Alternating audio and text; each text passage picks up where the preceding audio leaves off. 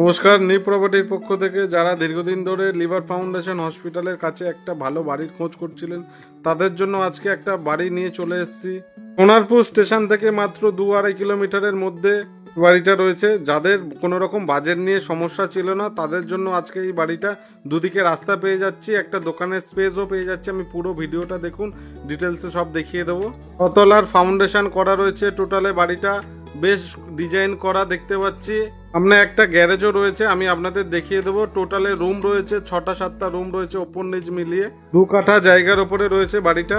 খুবই ডিজাইন করে করা রয়েছে বাড়িটা দেখতে পাচ্ছি।